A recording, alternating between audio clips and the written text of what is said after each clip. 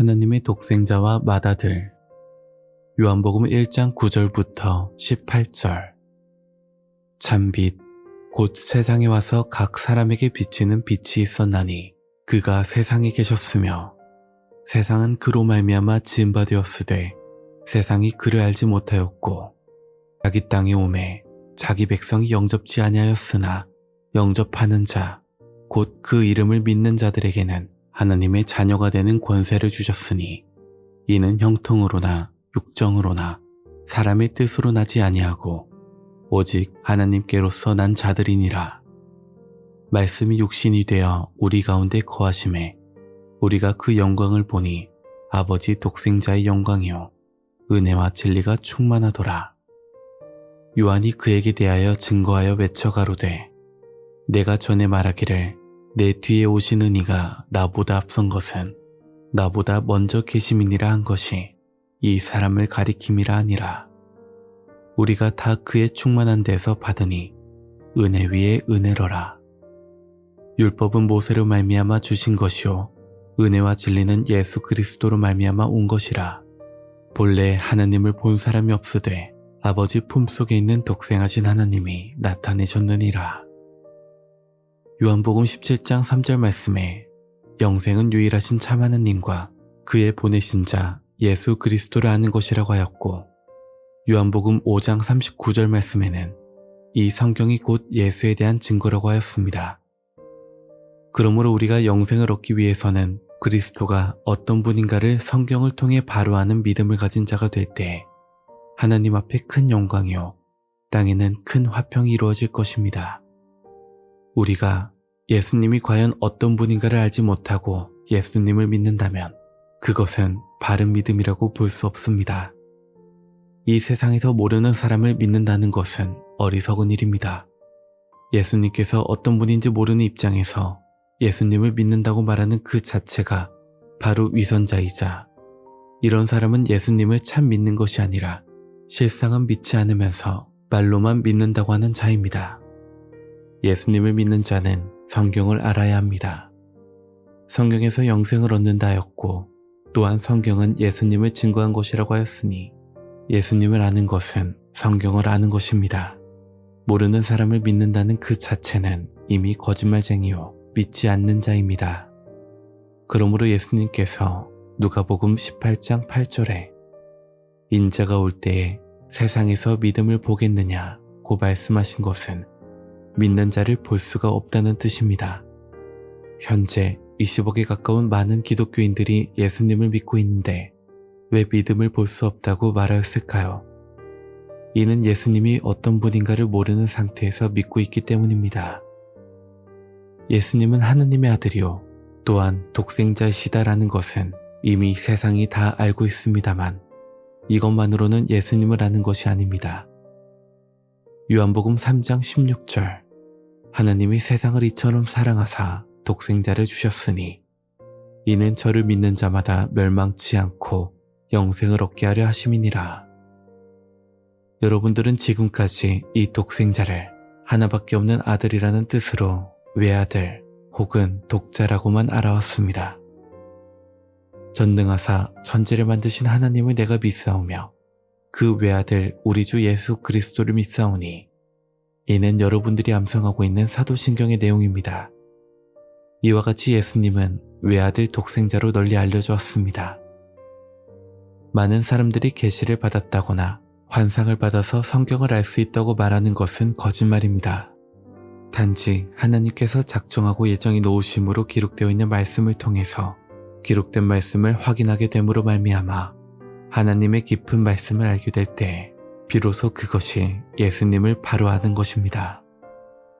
히브리서 4장 1절 그러므로 우리는 두려워할지니 그의 안식에 들어갈 약속이 남아있을지라도 너희 중에 혹 미치지 못할 자가 있을까 함이라. 분명히 하나님의 안식에 들어갈 약속을 얻었는데 그 약속에 들어가지 못할 자가 있다고 하였습니다. 왜 그럴까요? 히브리서 4장 2절 저희와 같이 우리도 복음 전함을 받은 자이나 그러나 그 들은 바 말씀이 저희에게 유익되지 못한 것은 듣는 자가 믿음을 화합지 아니함이라. 같은 말씀을 들어도 이 사람이 어떤 사람에게는 유익이 되고 어떤 사람에게는 유익되지 못한 것은 듣는 자가 믿음을 화합지 아니함이라라고 하였습니다. 여러분들이 말씀을 들을 때에는 믿음을 화합해서 들어야 합니다. 다시 말하면 성경에 기록되어 있는 말씀과 내 믿음과 하나가 되었을 때 이것이 믿음을 화합하는 것이요 비로소 참 믿는 자의 도리가 되는 것입니다.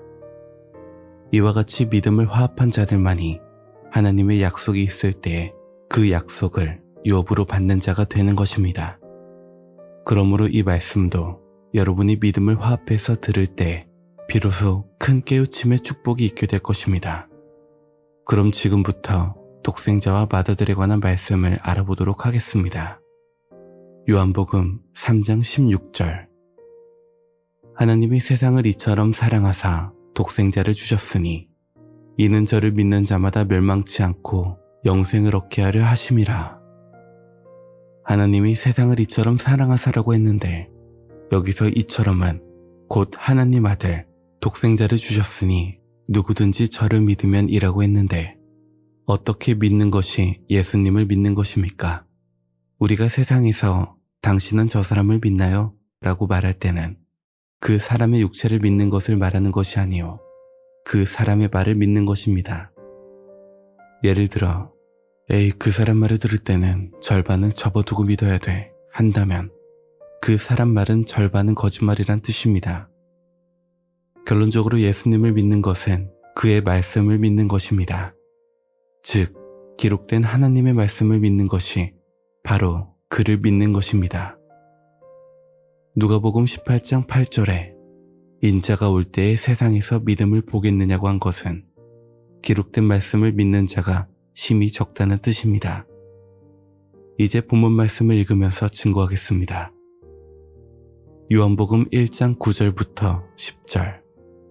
참 빛, 곧 세상에 와서 각 사람에게 비치는 빛이 있었나니 그가 세상에 계셨으며 세상은 그로 말미암아 지은 바 되었으되 세상이 그를 알지 못하였고 그가 누구인지는 몰라도 그는 빛으로 왔고 각 사람에게 그 빛을 비춰주었으면 세상은 그로 말미암아 지은 바 되었지만 그가 누구인지 아는 자가 없다고 하였습니다.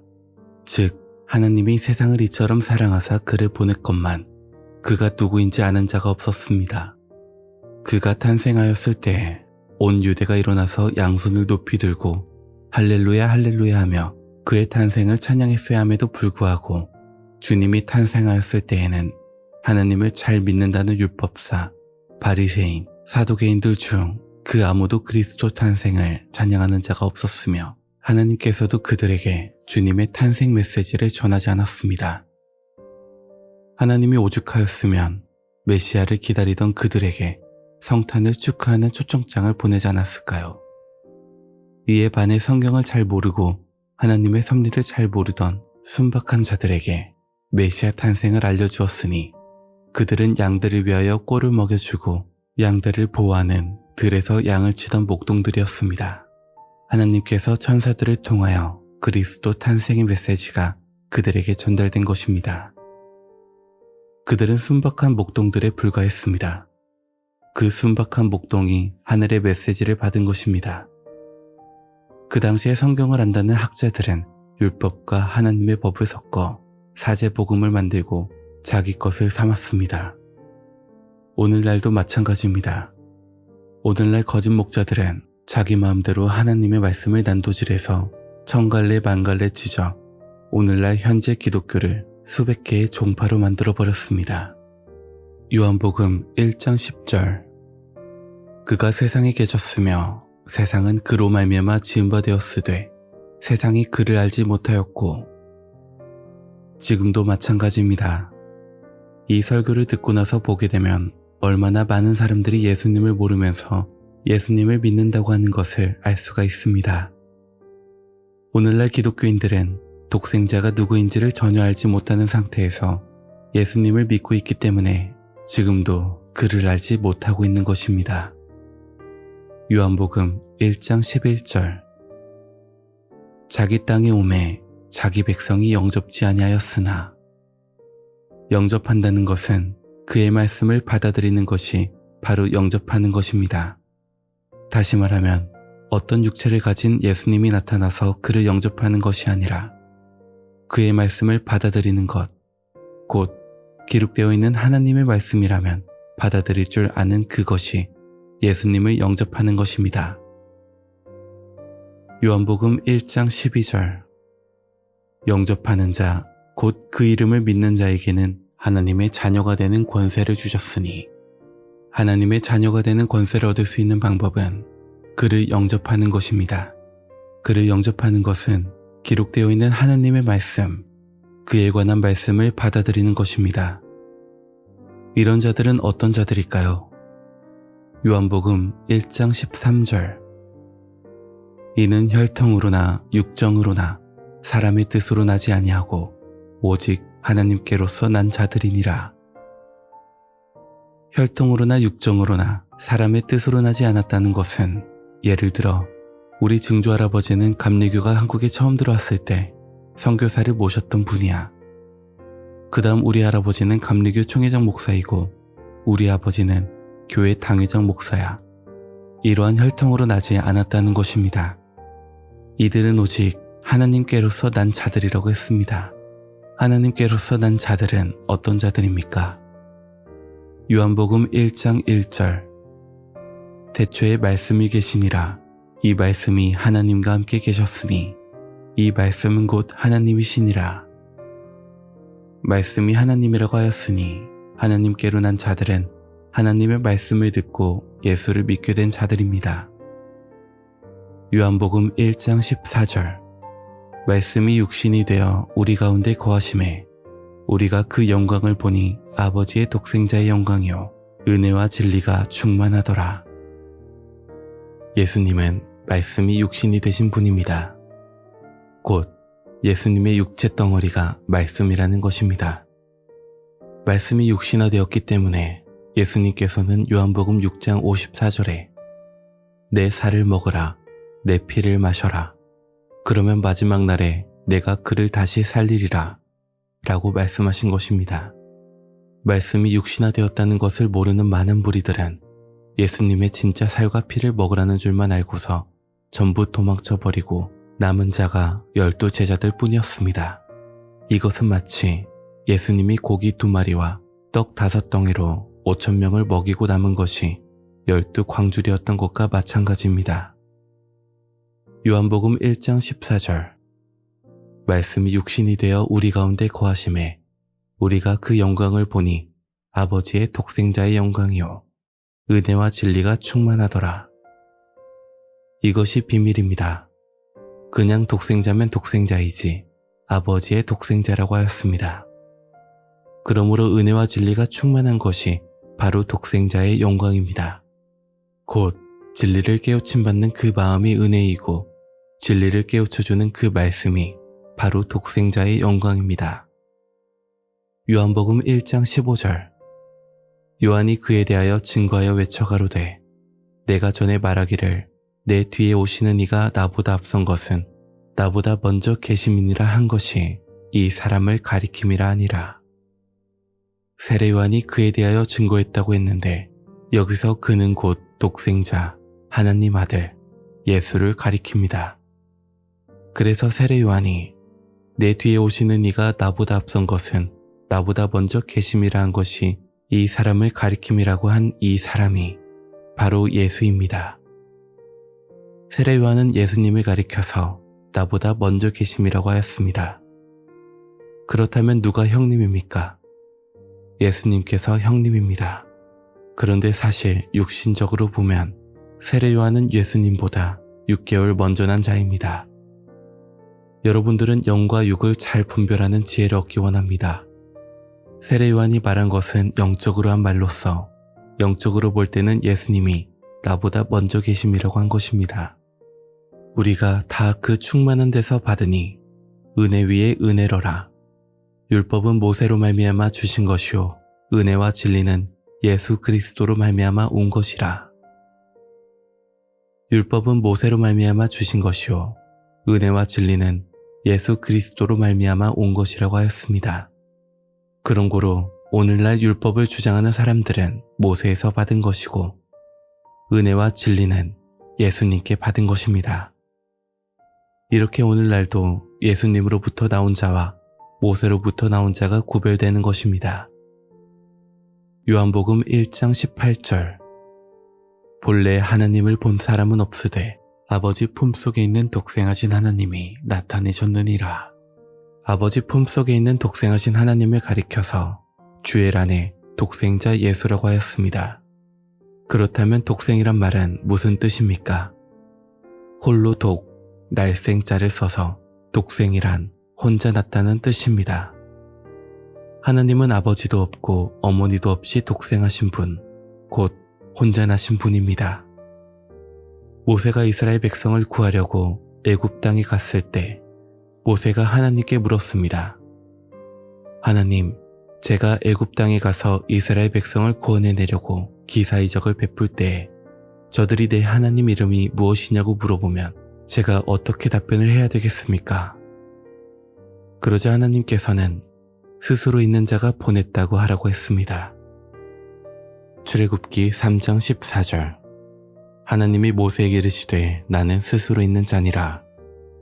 또 이르시되 너는 이스라엘 자손에게 이같이 이르기를 스스로 있는 자가 나를 너희에게 보내셨다 하라. 스스로 났다는 것은 독생하였다는 뜻입니다. 하나님은 아무도 낳은 자가 없이 자기 스스로 난 자입니다. 곧 하나님은 독생자가 되신 분입니다. 여기서 독생자의 자는 아들자가 아닌 놈자가 사용되었습니다.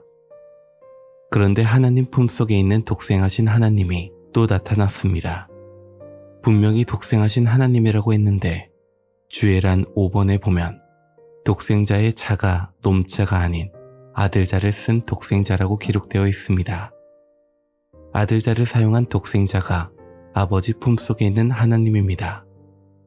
쉽게 설명하자면 겉에 하나님이 있고 겉에 하나님 품속에 있는 속에 하나님이 또 있습니다. 그 품속에 있는 속에 하나님, 곧 독생하신 하나님이 나타났는데 은혜와 진리가 충만하다고 했습니다. 곧 이것은 무슨 뜻입니까? 예수님은 독생하신 하나님의 속에 있는 독생자이신 속의 하나님입니다. 그러므로 하나님이 독생자를 보냈다는 것은 천지창조 이전에 계셨던 그분, 곧 하나님의 본체가 나타나셨다는 뜻입니다. 예수님은 육신적으로 보면 어머니 마리아의 몸에서 태어나셨지만 영적으로 하면 요한복음 17장 5절 말씀과 같이 창세전에 아버지와 함께 영화를 누리신 독생하신 하나님이십니다. 그러므로 독생자라는 뜻은 하나님이라는 뜻입니다. 여러분들은 지금까지 독생자라고 하니까 하나님의 하나밖에 없는 외아들을 이 땅 위에 보내셨다, 이렇게만 알아왔습니다.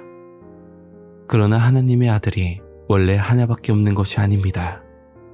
창세 때의 하늘에도 많은 하나님의 아들들이 있었습니다. 욥기서 38장 4절부터 7절 내 땅에 기초를 놓을 때에 내가 어디 있었느냐? 내가 깨달아 알았거든 말할지니라. 누가 그 도량을 정하였었는지, 누가 그 준승을 그 위에 띄었었는지 네가 아느냐? 그 주초는 무엇을 위해 세웠으며 그 모퉁이 돌은 누가 놓았었느냐? 그때의 새벽별들이 함께 노래하며 하나님의 아들들이 다 기쁘게 소리하였었느니라. 땅에 기초를 놓을 때면 하나님이 천지를 창조할 때입니다. 하나님이 천지를 창조하실 그때에 새벽별들이 노래하였다고 했습니다. 그렇다면 이 새벽별들은 무엇입니까? 계시록 22장 16절 말씀에 나 예수는 광명한 새벽별이라고 하였으니 곧 예수님이 새벽별입니다. 예수님이 새벽별이라면 새벽별들이라고 했으니까 예수님 같은 아들들이 창세 때에 많이 있었던 것입니다. 그래서 하나님의 아들들이 다 기쁘게 소리하였었느니라 라고 한 것입니다. 이와 같이 창세 전에 이미 하나님의 아들들이 많이 있었는데 왜 예수님이 독생자이고 외아들입니까? 여러분들은 지금까지 독생이라는 섭리의 뜻을 육신으로만 알아왔습니다. 성경은 안팎으로 기록되어 있는데 독생자라고 하니 껍질로 기록되어 있는 것만 보고서 하나밖에 없는 외아들이다 이렇게 알아왔던 것입니다. 그러나 창세 전에 이미 새벽별들이 있었고 하나님의 아들들이 기쁘게 소리하였다는 것을 보니 하나님의 아들들이 많이 있었다는 사실을 알 수 있습니다. 기록된 말씀에서 독생이라는 것은 하나님의 본체라는 뜻입니다. 그런 고로 예수님은 빌립보서 2장 6절 말씀을 통하여서 보면 하나님의 본체로서 이 땅 위에 오셨기 때문에 독생하신 하나님이라고 한 것입니다. 이와 같이 독생하신 하나님이 나타나셨다는 것은 곧 하나님의 본체가 나타났다는 뜻입니다. 다시 말하자면 독생자라고 한 것은 외아들이라는 뜻이 아니고 하나님의 본체라는 뜻으로 독생자라고 했는데 그것을 모르고 그저 외아들로만 알아왔던 것입니다. 다시 오실 예수님은 외아들로 오시는 것이 아니요 맏아들로 오십니다. 다시 오실 맏아들 예수에 관한 확실한 말씀을 보시겠습니다. 로마서 8장 29절 하나님이 미리 하신 자들로 또한 그 아들의 형상을 본받게 하기 위하여 미리 정하셨으니 이는 그로 많은 형제 중에서 맏아들이 되게 하려 하심이니라. 기록된 말씀과 같이 예수님은 많은 형제들 중에서 맏아들이 되신 분입니다. 그러나 예수가 많은 형제 중에 맏아들이 됐는지 외아들이 됐는지 모르는 사람이 어떻게 예수를 안다고 할 수 있겠습니까? 하나님께서 그로 많은 형제 가운데서 맏아들이 되게 했다고 했습니다. 맏아들이 되게 했다는 것은 본래 맏아들이 아닌데 맏아들을 만든 것입니다. 다시 말하자면 예를 들어 임금의 아들이 셋이 있는데 원래 맏아들이 세자책봉을 받게 되면 나중에 왕이 됩니다.